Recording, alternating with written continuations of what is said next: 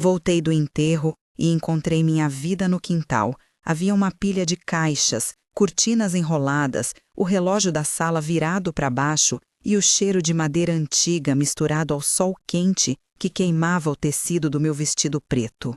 Eu ainda sentia o perfume da minha irmã no cabelo, a poeira do cemitério grudada nos sapatos, as mãos pesadas dos parentes que me abraçaram.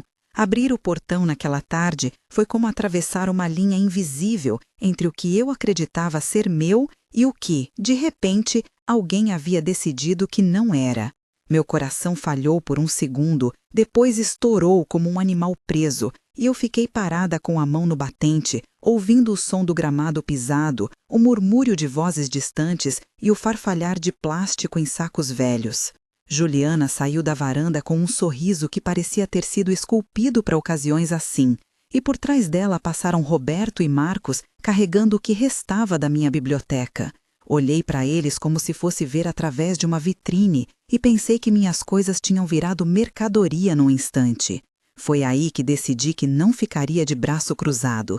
Se eles acreditavam que podiam me jogar para fora da minha própria casa, eu mostraria que ainda sabia lutar por aquilo que é meu. Peguei o meu celular com as mãos trêmulas, senti a tela fria e promovi em silêncio a primeira ação que mudaria tudo. Se quer saber o que aconteceu depois e como reuni provas para mudar o jogo, continue comigo nesta história, porque vou contar cada passo. Naquele mesmo instante, eu disse a Juliana: "O que vocês fizeram aqui?" Ela respondeu com uma voz doce, quase maternal: "Foi só uma limpeza, Marta. Estamos colocando as coisas que não servem para doação." Eu falei: "Isso não é limpeza, isso é expulsão." Roberto tentou justificar: "Mamãe precisava de ordem, já estava acumulando muito." Marcos riu baixo. Ela mesma disse que queria simplificar a vida. Eu apontei para a escritura sobre a mesinha coberta de poeira. "E a escritura? Vocês têm autorização?" Juliana desviou o olhar e murmurou: "Temos acordo de família, não precisa de papel agora." Eu repliquei, com a sensação do olho arder: "Acordo não substitui documento. Isso aqui é a minha casa." Roberto falou mais alto: "Você está fragilizada, mãe. Não vê? Não é momento para briga." Eu disse: "Sempre é momento para proteger o que é meu." Marcos interrompeu: "Não precisa agir assim. Podemos conversar depois." Eu respondi: "Conversa não me devolve móveis ou lembranças." Juliana finalmente mostrou a cara que ela usava quando queria convencer. "Temos um contrato verbal com o casal que cuidará das doações." Eu disse: "Contrato verbal não vale quando se trata da escritura." Eles trocaram olhares e eu senti o frio da traição. Ficamos ali em tensão. O sol batia no meu vestido, a costura arranhava a pele do ombro e a voz da minha irmã ecoou nas memórias como um refrão que eu não podia silenciar. Tentei ligar para Henrique, o advogado que eu conhecia de anos atrás e que sempre me aconselhara a organizar documentos, mas o número dele dava caixa postal. Liguei para Sônia, minha vizinha, que apareceu com o rosto fechado e as mãos embrulhadas num guardanapo com biscoitos caseiros. "Eles disseram que você pediu para tirar as coisas", Sônia sussurrou enquanto me oferecia um pedaço de bolo. Eu balancei a cabeça e disse: "Eu não pedi nada." Sônia segurou minha mão e disse: "Vou ficar com você agora." A reação de abandono foi mais forte que a raiva naquele momento. Senti o chão ceder. Percebi que o filho que eu imaginava ao meu lado estava ausente no sentido mais profundo. Roberto e Marcos escolheram o conforto com Juliana em vez da proteção a seus próprios laços. Tentei contato com meu outro filho, Gabriel, mas as chamadas iam para o correio de voz. A casa estava cercada de sussurros e olhares que me pesavam. Horas depois, sozinha no meu pequeno quarto que cheirava a talco e papéis amarelados, abri a gaveta onde guardava documentos. Lembrei da minha mãe assinando a escritura quando me entregou a casa, do notário que cunhou a certidão com tinta azul, das noites em que eu varava páginas de extratos bancários tentando entender a vida. A nostalgia virou investigação. Encontrei uma pasta com recibos, um envelope marcado escritura e um álbum de fotografias. Ao folhear, percebi que faltavam páginas e a menor das fotos, aquela em que minha irmã e eu sorríamos na cozinha, estava rasgada. Meu peito apertou e então veio o calor da raiva que me deu força para agir. Abri o aplicativo do banco no meu celular e, com as mãos que tremiam menos por decisão do que por medo, verifiquei as movimentações. Havia uma transferência recente para uma conta em nome de Juliana, uma série de pagamentos rotineiros que eu não havia autorizado. Senti o chão rodar e depois uma clareza cortante como uma lâmina.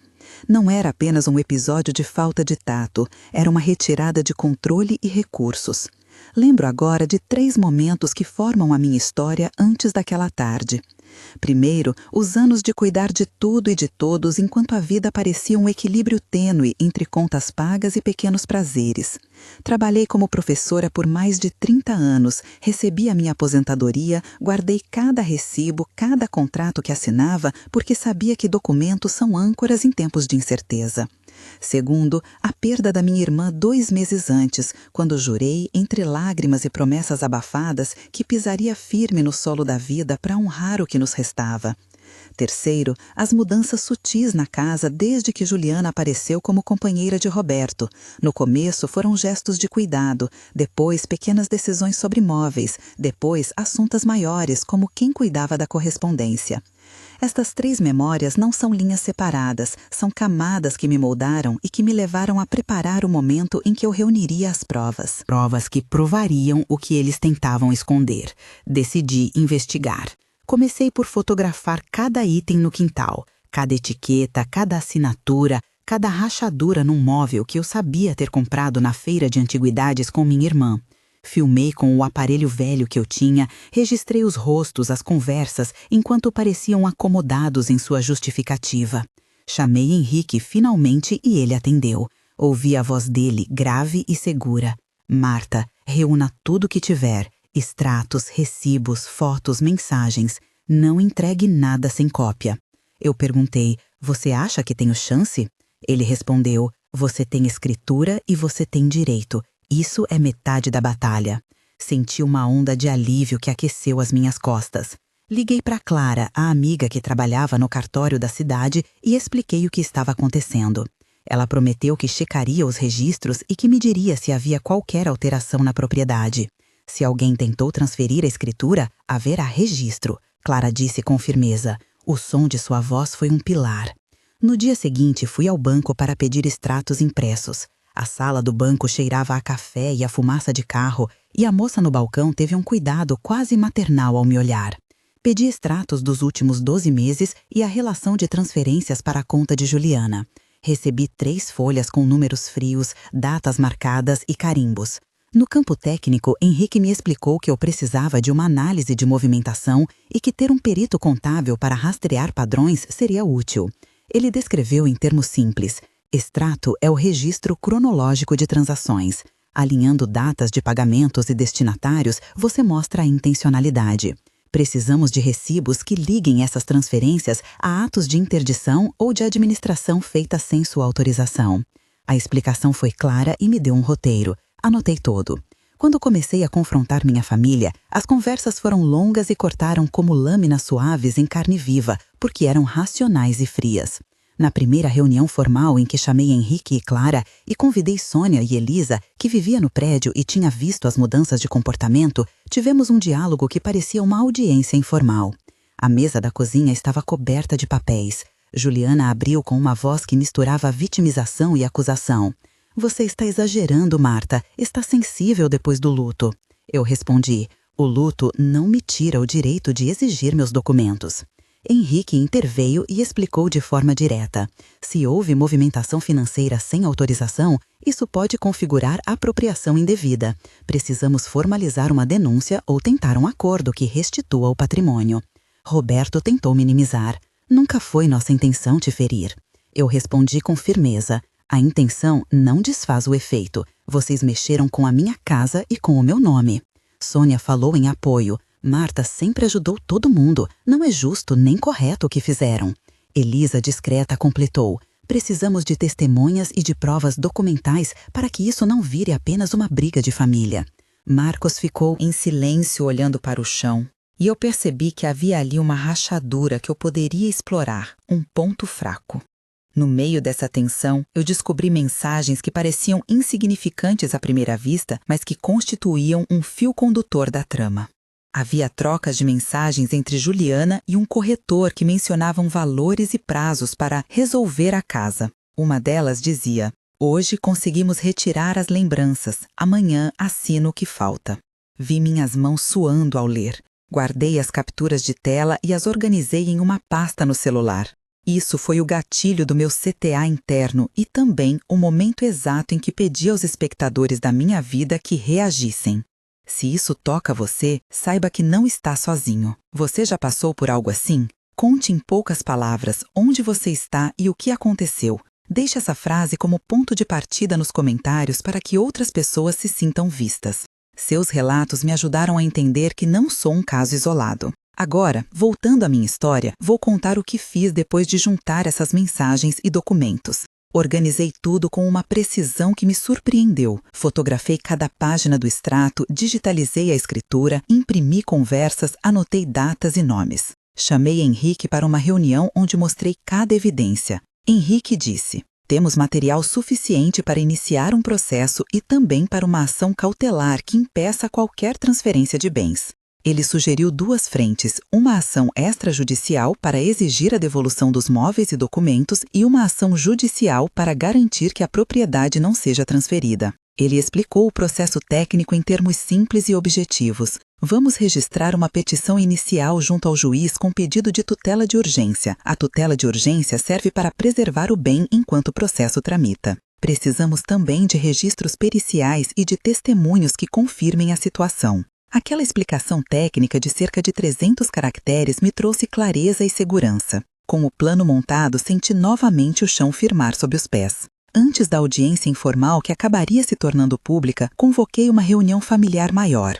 Convidamos a comunidade local, Sônia, Clara, Elisa, o carteiro chamado Antônio, que sempre deixava encomendas na minha porta, Dona Ofélia da padaria, que me viu chorar no dia do enterro, e o jovem vizinho Lucas, que tinha fotografado a movimentação no quintal. A mesa estava repleta de pessoas e de olhares. Juliana tentou controlar a narrativa. "Eu só quis ajudar, tirei o que achei que estava atrapalhando." Eu respondi, e os diálogos naquele jantar seguiram por mais de 1 hora com trocas intensas. "Juliana, você não entende como é difícil cuidar de alguém que guarda tudo." Eu: "Guardar não é crime." Roberto: "Mamãe, vamos resolver com calma." Eu: "Calma não substitui a legalidade." Henrique: "Precisamos de testemunhas que confirmem as datas e as ações." Sônia: "Eu vi quando tiraram as fotos e os livres estavam no carro." Antônio: "Deixei uma caixa no portão às 11 e vi endereço trocado."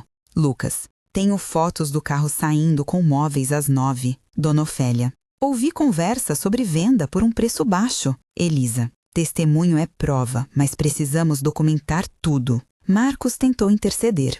"Por favor, vamos conversar depois." Eu disse: "Conversar depois pode significar mais perdas. Quero resolver agora." A tensão escalou até que, numa manhã, enquanto conversávamos com o advogado, senti uma dor aguda no peito que se espalhou como uma maré. Minhas mãos formigaram, a respiração ficou curta e o som das vozes virou um ruído distante. Alguém chamou uma ambulância. No hospital, a luz branca, o cheiro de antisséptico e o bip regular do monitor tornaram-se o novo cenário da minha vulnerabilidade. O médico explicou que o estresse pode precipitar uma crise e o relatório foi claro: pressão arterial elevada, batimentos acelerados, exaustão extrema. O diagnóstico incluiu uma recomendação médica de repouso e controle. Em 2 parágrafos, eu senti o corpo ceder e a mente permanecer afiada. A necessidade de cuidado impôs limites, mas também mostrou que o ataque não era só emocional, era físico. A chegada de Gabriel nesse momento foi decisiva. Ele apareceu no hospital com uma mala pequena e olhou para mim com os olhos que eu sempre achei parecidos com os meus. Gabriel disse: "Mãe, eu vim. Não vou deixar eles te passarem por cima." Ouvi o alívio em suas palavras e senti que a aliança ainda estava ali, mesmo que fragilizada. Enquanto me recuperava, Henrique e Clara trabalharam para formalizar a ação. Reuniram documentos técnicos, solicitaram uma perícia para atestar a autenticidade das assinaturas na escritura e pediram o bloqueio de qualquer transferência bancária para a conta de Juliana. Juliana. A peça jurídica foi minuciosa. Cópias da escritura, extratos bancários, fotos do quintal, mensagens capturadas e depoimentos de testemunhas como Sônia e Lucas. Em termos técnicos, a petição pedia tutela antecipada com fundamento em provas documentais e risco de dano irreparável. Henrique explicou que a audiência de tutela seria rápida e que eu precisava estar bem e apresentar depoimento claro. Eu me preparei,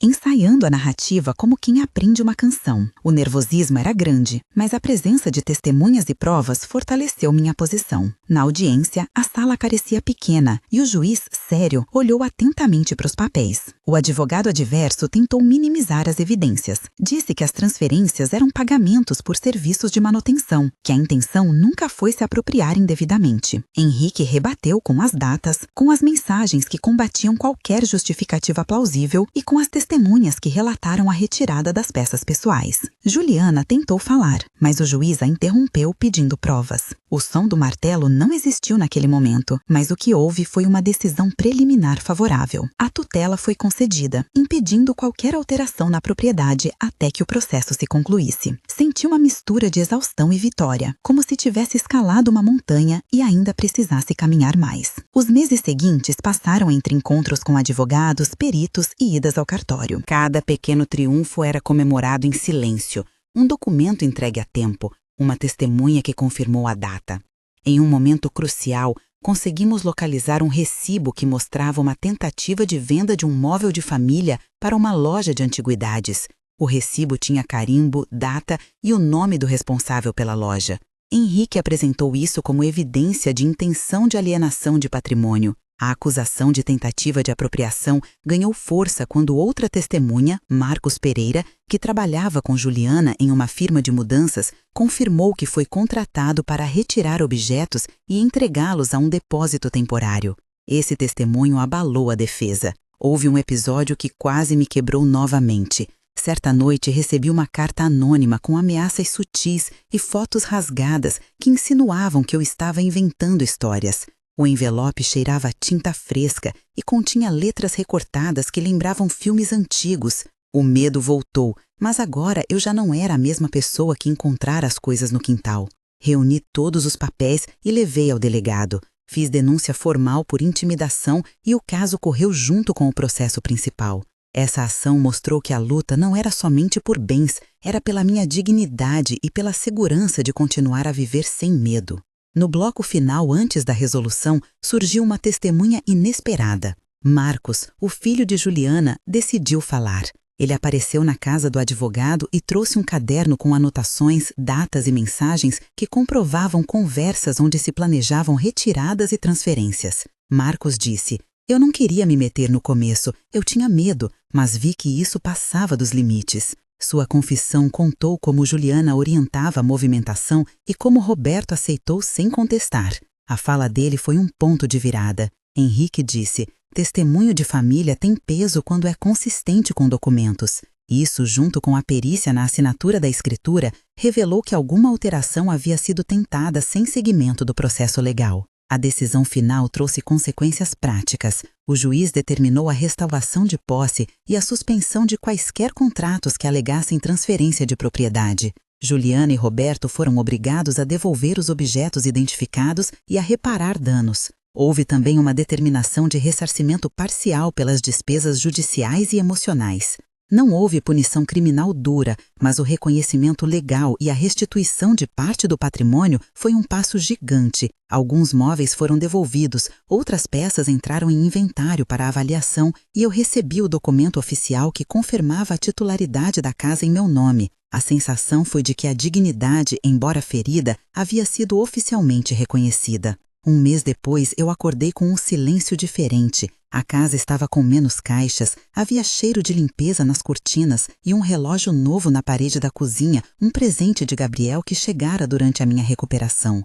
Sentia dores ainda, lembranças constantes, mas também uma leveza que me permitia caminhar pelo corredor sem encarar cada objeto como evidência de conflito. A comunidade foi generosa. Dona Ofélia trouxe um bolo, Sônia me visitava com mais frequência e Clara continuou me ajudando com papéis. Economicamente, comecei a organizar meus recibos e abrir uma poupança separada com orientação de Henrique para evitar dependência. Emocionalmente, comecei a frequentar um grupo de apoio para pessoas que passaram por perdas e injustiças familiares. Minha recuperação nesse primeiro mês foi lenta e cheia de recaídas, mas foi essencial para que eu recuperasse energia e a capacidade de planejar novos passos. 3 meses depois, a casa estava mais organizada, com novos armários que eu mesma escolhi e pintura feita por um pequeno grupo de vizinhos voluntários liderados por Lucas. Tínhamos criado um pequeno movimento de ajuda mútua na rua, com encontros semanais para trocar experiências e fornecer apoio. O processo judicial ainda tramitava, mas o clima em casa tinha mudado. Eu já não me sentia espiada constantemente e havia uma rotina que eu estabelecera com Gabriel para gerenciar contas e correspondências. Do ponto de vista legal, houve audiências e conversas de mediação. Conseguimos firmar um acordo que previa a restituição de alguns móveis e um pagamento simbólico a título de reparação moral. Usei parte desse valor para pagar uma consultoria financeira e iniciar um pequeno curso de horticultura urbana que sempre quis fazer. A sensação de reerguer se consolidava em atos concretos. 6 meses depois, a transformação era visível, a escritura estava segura, minha conta era exclusiva e a casa tinha se tornado novamente um refúgio. Comecei a aceitar convites para dar palestras sobre organização de documentos e direitos do idoso em associações locais, e isso me deu um propósito novo. A relação com alguns membros da família permaneceu tensa e nem todos os laços foram restaurados. Roberto continuou distante em algumas ocasiões, mas Gabriel e eu encontramos uma nova maneira de estar juntos, baseada em respeito e responsabilidades claras. A comunidade celebrava pequenos marcos comigo e a padaria da Dona Ofélia tinha um bolo todo segundo sábado em homenagem a quem luta pela dignidade. Havia também uma sensação de legado. Passei a orientar vizinhas mais jovens a organizar escrituras e extratos, a não subestimar o peso de um recibo ou de uma assinatura. No balanço final, a vitória não veio como um espetáculo de glória, mas como uma sucessão de pequenas afirmações que reconstruíram minha vida. A escritura foi reafirmada, os extratos comprovaram a movimentação indevida, as mensagens registraram a intenção e os testemunhos de Sônia, Lucas, Antônio, Dona Ofélia e Marcos imprimiram credibilidade ao relato. Aprendi que dignidade se sustenta em ações, em provas, em procurar ajuda e em não aceitar a naturalização da humilhação. Minha lição foi também prática. Mantenha documentos organizados, confie em profissionais, nomeie testemunhas quando perceber irregularidade e busque apoio comunitário. Se você está vivendo algo parecido, saiba que existe caminho e que se cercar de pessoas certas faz diferença. Se essa história tocou você, inscreva-se para acompanhar relatos reais de quem decidiu não aceitar humilhações e para aprender como reunir provas e proteger seus direitos.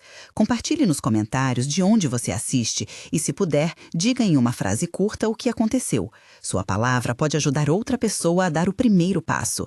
Lembre-se de que dignidade não se implora, se exige. Por fim, volto àquela cena do gramado com um olhar diferente. Aquele mesmo sol agora ilumina um jardim com vasos que eu plantei, e o gramado que um dia foi palco de despejo é hoje o limite que me lembra que resisti. O contrato foi preservado, os pagamentos foram corrigidos e a casa continua minha.